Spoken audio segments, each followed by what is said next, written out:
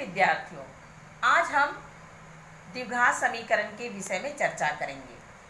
द्विघात समीकरण वह समीकरण जिसमें अज्ञात चर राशि की अधिकतम घात 2 हो, वर्ग समीकरण या द्विघात समीकरण कहते हैं। द्विघात समीकरण का मानक रूप ax² + bx + c = 0 है, जहाँ a, b, c वास्तविक संख्याएं हैं तथा a ≠ 0 और x एक अज्ञात चर राशि है।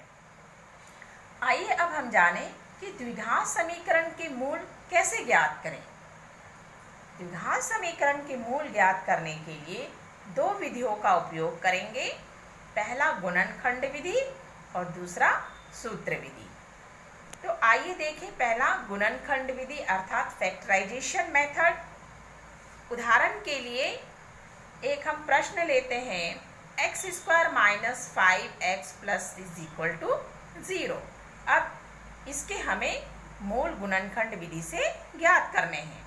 तो इसके लिए बीच वाला जो पद है -5x, इसके इस प्रकार से दो भाग करें कि जोड़ने या घटाने पर -5x आए, लेकिन उसी संख्या को गुणा करने पर 6 आए। तो इसके लिए क्या करेंगे, इस समीकरण में जो सबसे आखिरी वाला पद है 6, इसके गुणनखंड ज्ञात करें। तो 2 और 3। तो हमें ज्ञात हुआ कि -5 के दो भाग -2 और -3 हुए, जिसे जोड़ने या घटाने पर -5 आता है, उसी को गुणा करने पर +6 आएगा। तो x² - 5x के दो भाग -2x - 3x + 6 = 0। अब यहाँ हमें दो समूह प्राप्त हो रहे हैं, x² - 2x पहला समूह, दूसरा समूह है -3x + 6। पहले समूह x² - 2x में उभयनिष्ठ क्या निकलेगा। तो सबसे पहले हम यहाँ देखेंगे कि x की न्यूनतम घात क्या है, x की घात 1, ये उभयनिष्ठ निकला। तो ब्रैकेट में क्या आएगा, x - 2।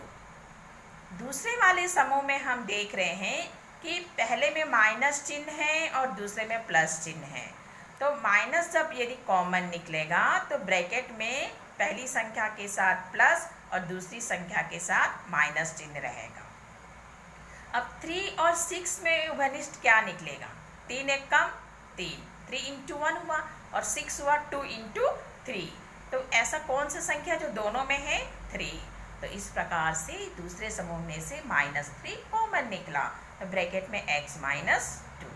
अब इन दोनों समूह में उभयनिष्ठ निकलेगा x - 2। तो ब्रैकेट में आया x - 3 = 0। अब पहला गुणनखंड either x - 2 = 0, then x = 0 + 2, x = 2। दूसरा गुणनखंड r x - 3 = 0, then x = 0 + 3, x = 3। इस प्रकार इस द्विघात समीकरण के दो मूल हमें ज्ञात हुए, पहला 2 और दूसरा